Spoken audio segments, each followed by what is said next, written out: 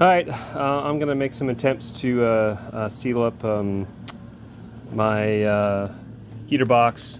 So I was unhappy with the foam seal that came with this kit. I kind of went online. There isn't a whole lot to do.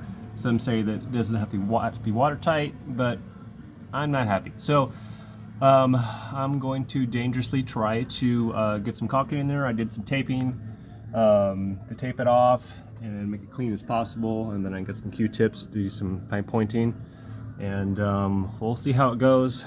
I'm just using some black of the seam sealer that's paintable.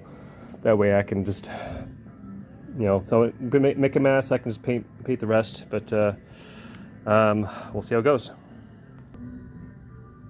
All right, so under C right now. Let it dry just for another couple seconds, and then I'll start peeling it off. All right, well, not too bad.